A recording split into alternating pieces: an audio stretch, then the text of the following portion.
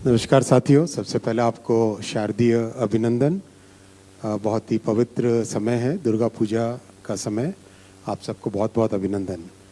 साथियों, आज माननीय प्रधानमंत्री जी ने कैबिनेट में करीब करीब 1,20,000 करोड़ रुपए के फैसले लिए हैं।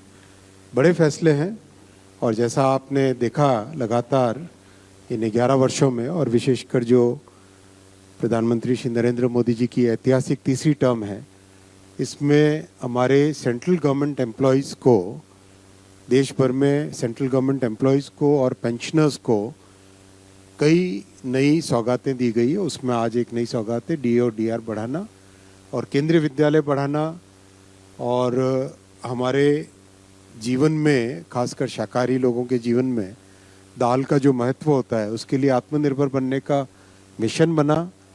और अन्नदाताओं के लिए रबी सीज़न के लिए बहुत अच्छी एक बढ़ोतरी हुई है एमएसपी में।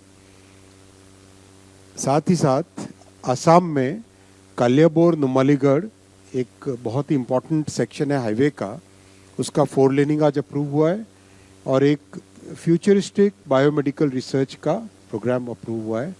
और शेष में जो हम सब के लिए प्रेरणादायी और आज़ादी की लड़ाई में बहुत एक इम्पॉर्टेंट माइलस्टोन रहा, वंदे मातरम, ये गीत, इसके 150 वर्ष पूरे हो रहे हैं, उसको सेलिब्रेट करने का आज निर्णय लिया गया है। मैं आता हूँ एक एक विषय पे। हमारे सभी केंद्रीय कर्मचारियों को, पेंशनर्स को बधाई। आज से 1/7/2025 से डीए और डीआरएस रिलीफ 58% हो जाएगा, यानी 3% बढ़ा। बहुत ही बड़ी अच्छी बढ़ोतरी है ये। और करीब करीब 49 लाख एम्प्लॉयज़ और 69 लाख पेंशनर्स को इसका सीधा लाभ मिलेगा देश भर में। बहुत ही अच्छा इसका इम्पैक्ट रहेगा। साथ ही साथ जो जैसा होता है केंद्र सरकार के बढ़ाने के बाद में राज्य सरकार के एम्प्लॉयज़ को भी इसका सीधा बेनिफिट मिलता है। टोटल करीब करीब 10,084 crore rupees per year extra मिलेगा हमारे सभी केंद्रीय कर्मचारियों को प्लस पेंशनर्स को। साथियों, एक बड़ा निर्णय लिया गया नए केंद्रीय विद्यालय खोलने का। 5,863 करोड़ के इन्वेस्टमेंट से देश भर में नए केंद्रीय विद्यालय खोले जाएंगे। जैसा आप जानते हैं कि केंद्रीय विद्यालय एक बहुत ही अफोर्डेबल लेकिन हाई क्वालिटी एजुकेशन के लिए फेमस है। अगर आप नीचे वाला ये टेबल देखेंगे, इस टेबल में आपको दिखेगा रिजल्ट्स का कंपैरिजन क्लास 10 और क्लास 12 में। Performance of Kendriya Vidyalaya has always been significantly better than rest of the entire education system. जैसे 23, 24 और 25 के 3 रिजल्ट्स हैं यहाँ पर। 25 में तो 99.5% रिजल्ट है क्लास 10th का, क्लास 12 का 99.1% है। और कंपेयर करो अगर सीबीएसई की बाकी सब स्कूल से, तो 93 वर्सेस 99, 88 वर्सेस 89, सिग्निफिकेंट। अब तक करीब देश में 1288 केंद्रीय विद्यालय चल रही हैं। 14 लाख स्टूडेंट्स हैं देश भर में। इसको और आगे बढ़ाने के लिए 57 न्यू केंद्रीय विद्यालय खोले जाएंगे। 57 न्यू केंद्रीय विद्यालय खोले जाएंगे, और इसमें 20 ऐसे हैं जो जिन जिलों में एक भी केंद्रीय विद्यालय नहीं है उनमें 20 जोड़े गए हैं। 14 केंद्रीय विद्यालय ऐसे हैं जो एस्पिरेशनल डिस्ट्रिक्ट में, आकांक्षी जिलों में है, और 4 केंद्रीय विद्यालय लेफ्ट विंग, अब तो वैसे भी एलडब्ल्यूई खत्म होने वाला है जल्दी, लेकिन पुराना जो क्लासिफिकेशन था उसके हिसाब से एलडब्ल्यूई जिलों में थे। और हिली एरिया और नॉर्थ ईस्टर्न रीजन में 5 केंद्रीय विद्यालय खोले जाएंगे। 87,000 स्टूडेंट्स को इसका बेनिफिट मिलेगा, और 4,600 एडिशनल टीचर पोस्ट इससे क्रिएट होगी, जो कि बहुत बेनिफिट एम्प्लॉयमेंट में भी आएगा। 5,863 करोड़ रुपए का इन्वेस्टमेंट आएगा इसमें। कैपेक्स 2,586 करोड़ और ऑपेक्स रहेगा 3,277 करोड़ रुपीस का। मैं तीसरे विषय पे आता हूं, जो हम सब के जीवन के लिए बहुत ही महत्वपूर्ण है। हम लोग भारत करीब करीब दुनिया में one of the biggest producers of pulses हैं एंड ऑल्सो सबसे बड़े कंज्यूमर्स में भी आता है, क्योंकि शाकाहारी जीवन में पल्सेस प्रोटीन का बड़ा सोर्स है। इसीलिए जो शाकाहारी है, विशेषकर वेजिटेरियंस हैं, उनके लिए पल्सेस बहुत ही इम्पोर्टेंट सोर्स है। 2024 में भारतीय जनता पार्टी के मैनिफेस्टो में क्लियरली डिक्लेयर किया था कि पल्सेस के लिए, दलहन के लिए एक बड़ा मिशन बनाया जाएगा, जिससे कि भारत इसमें आत्मनिर्भर बन सके, इंपोर्ट न करना पड़े। और बजट में भी इसकी घोषणा की गई थी। तो आज 11,440 करोड़ रुपीस के आउटले के साथ आत्मनिर्भर बनना पल्सेस में, ये एक नया मिशन चालू किया जा रहा है। 6 साल के इस मिशन में कई सारे नए इनिशिएटिव लिए जाएंगे, जिसके बारे में मैं आपको डिटेल में आगे बताता हूँ। सबसे पहले प्रोडक्टिविटी बढ़ाना, पल्सेस का बेटर सीड लेना, बेटर क्वालिटी के सीड, बेटर क्वालिटी के सीड में भी बेटर प्रोटीन की क्वांटिटी कैसे हो वो भी ध्यान। और अन्नदाताओं के लिए रबी सीजन के लिए बहुत अच्छी एक बढ़ोतरी हुई है एमएसपी में। साथ ही साथ असम में कालियाबोर नुमालीगढ़ एक बहुत ही इम्पोर्टेंट सेक्शन है हाईवे का, उसका 4 लेनिंग आज अप्रूव हुआ है और एक फ्यूचरिस्टिक बायोमेडिकल रिसर्च का प्रोग्राम अप्रूव हुआ है। और शेष में जो हम सब के लिए प्रेरणादायी और आज़ादी की लड़ाई में बहुत एक इम्पॉर्टेंट माइलस्टोन रहा वंदे मातरम, ये गीत, इसके 150 वर्ष पूरे हो रहे, उसको सेलिब्रेट करने का आज निर्णय लिया गया है। मैं आता हूँ एक एक विषय पे। हमारे सभी केंद्रीय कर्मचारियों को, पेंशनर्स को बधाई। आज से 1/7/2025 से डीए और डियरनेस रिलीफ 58% हो जाएगा, यानी 3% बढ़ा। बहुत ही बड़ी अच्छी बढ़ोतरी है ये। और करीब करीब 49 लाख एम्प्लॉयज़ और 69 लाख पेंशनर्स को इसका सीधा लाभ मिलेगा देश भर में।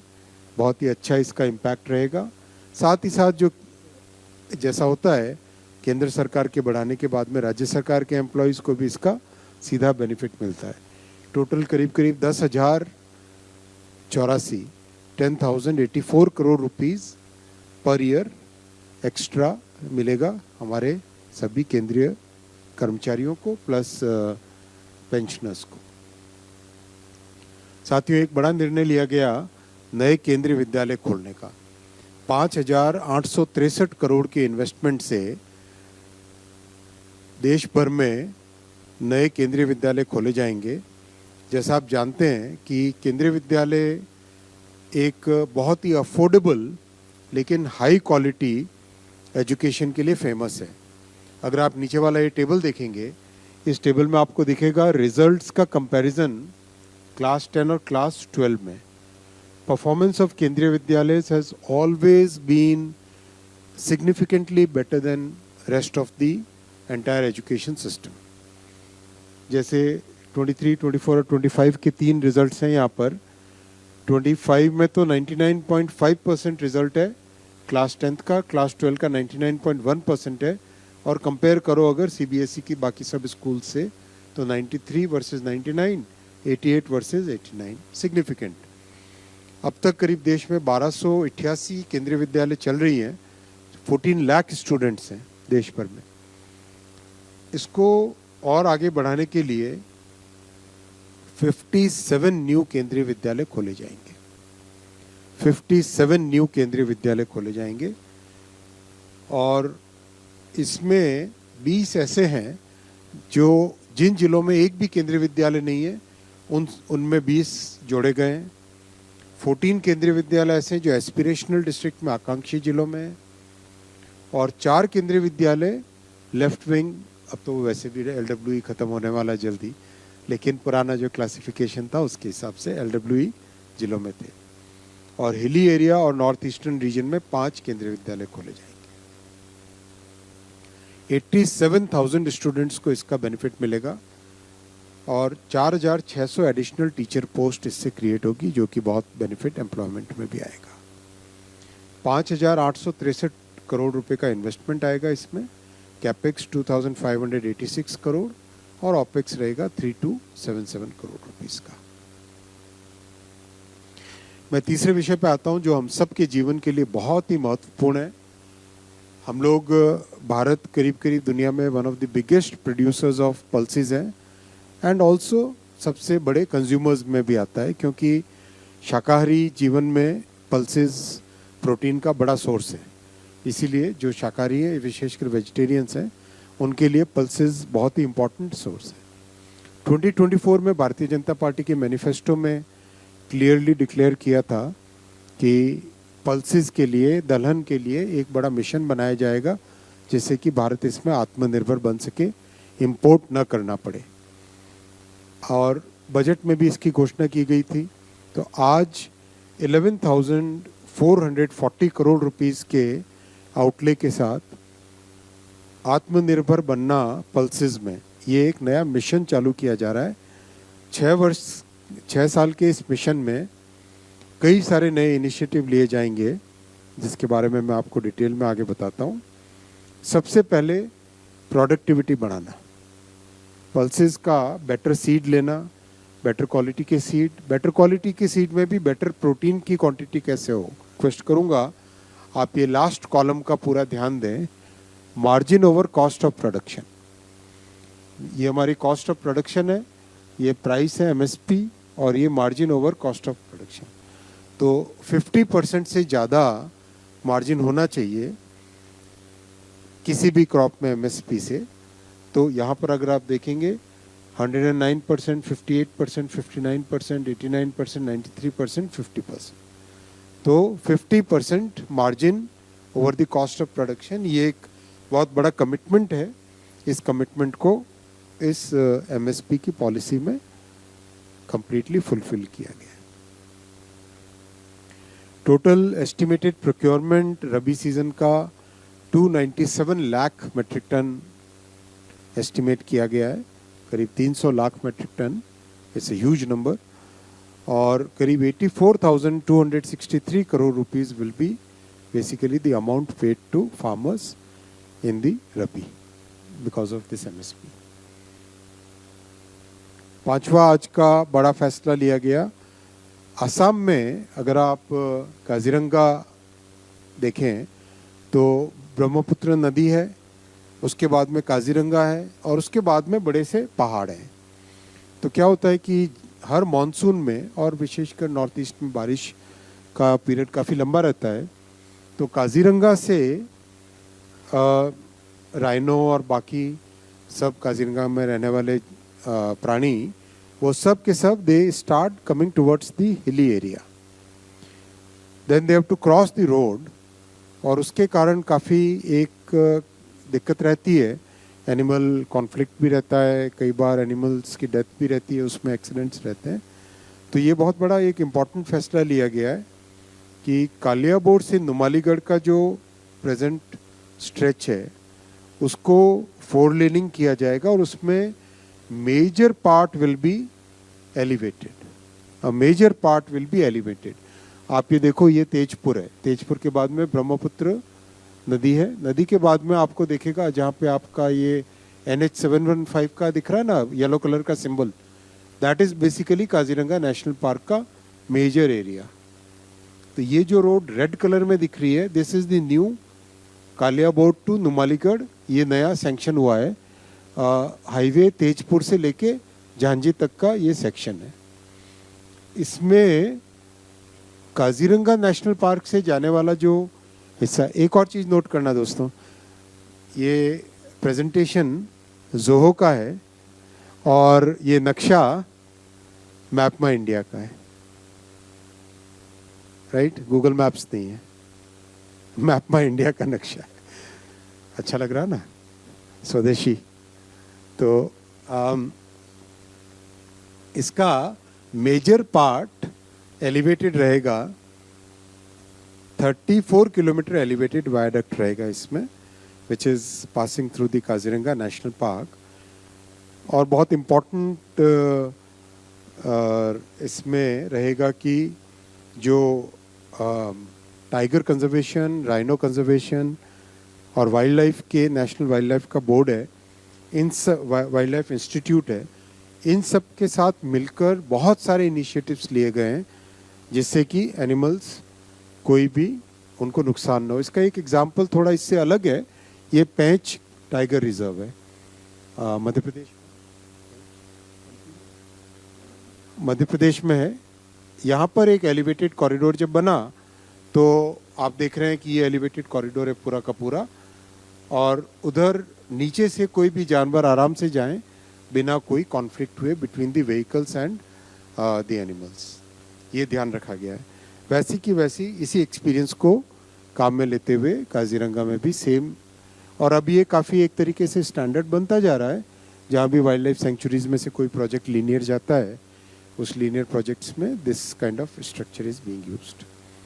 बहुत इंपॉर्टेंट रहेगा, इससे अपर आसाम, नागालैंड, अरुणाचल प्रदेश, इन सब की कनेक्टिविटी बहुत बढ़ेगी, और जो ह्यूमन और व्हीकल और एनिमल्स का जो कॉन्फ्लिक्ट होता था that will be properly sorted out. Sixth है, बहुत ही इम्पोर्टेंट है नौजवानों के लिए, देश के भविष्य के लिए, जो एक फाउंडेशन ले की जा रही है लगातार साइंस एंड टेक्नोलॉजी में इन्वेस्टमेंट करने से। बायोमेडिकल रिसर्च करियर प्रोग्राम का फेज 3 आज अप्रूव हुआ है with N outlay of 1500 crore. अगर आपको ध्यान होगा, प्रधानमंत्री जी की इस ऐतिहासिक तीसरी टर्म में one of the first policies approved was of bio E3। तो बायोमेडिकल, बायो साइंसेज, बायोटेक्नोलॉजी, ये एक बड़ा एरिया उभर के निकल के आ रहा है, जो IT, सेमीकंडक्टर, AI, इन सब के बराबर की पोटेंशियल है बायोमेडिकल की, और बायोफिजिक्स की, बायोटेक्नोलॉजी की, बायोसाइंसेस की। इसीलिए इस एरिया में बहुत ध्यान दिया जा रहा है। आपको जानकर आप जानते ही हैं, करीब करीब 100 से अधिक देशों को आज हम वैक्सीन एक्सपोर्ट करते हैं। All this is possible because of the huge emphasis given on biosciences. और इस एम्फेसिस को और आगे बढ़ाते हुए BRCP, biomedical research career program, यानी बायोमेडिकल में रिसर्च टैलेंट डेवलप करना, world class scientific talent develop करना, उनको सपोर्ट करना, उसके लिए ये प्रोग्राम क्रिएट किया गया है। अब तक इस प्रोग्राम में 2388 करोड़ रुपीस का इन्वेस्टमेंट किया गया है फर्स्ट और सेकंड फेज में, और आज जो थर्ड फेज अप्रूव हुआ है उसका 1500 करोड़ रुपीस का है। ये पास्ट फेज 2 के इम्पैक्ट दिखाए गए हैं, किस तरह से 500 से ज़्यादा रिसर्च फेलोशिप्स, ओवरऑल एक बहुत अच्छा न्यू लेबोरेटरीज बनी, 130 से ज़्यादा पैटेंट्स बने, पैटेंट्स एक्सेप्ट हुए 30 से ज़्यादा, तो 2300 स्टूडेंट्स। एक ये भी बहुत इम्पोर्टेंट है, 90 international and national recognitions. Biosciences में इंटरनेशनल रिकॉग्निशन मिलना बहुत टफ होता है, but this we have been able to achieve because of the sustained work in this field. और अब 401 रिसर्चर्स को सपोर्ट करने के लिए over a period of 6 years phase 3 approve हुआ biomedical research career programme. Total research fellowships 192, collaborative grants 106, research management 103। साथियों, आज एक बहुत बड़ा फैसला लिया गया जो हमारा देश को, संपूर्ण देश की आज़ादी में जिस गीत ने बड़ा रोल प्ले किया था, वंदे मातरम, आज उसके 150 ईयर्स को सेलिब्रेट करने का बड़ा फैसला लिया गया। देश भर में सेलिब्रेट किया जाएगा, और विशेषकर हमारे नौजवानों को, यूथ को, छात्रों को, जो कि कई बार पुराने इतिहास के साथ इतने जिनको नॉलेज न हो, जानकारी न हो, उन सब को जोड़ के उन सब में इस गीत की जो मूल भावना है, उस भावना को जोड़ते हुए मनाया जाएगा। बहुत बहुत धन्यवाद।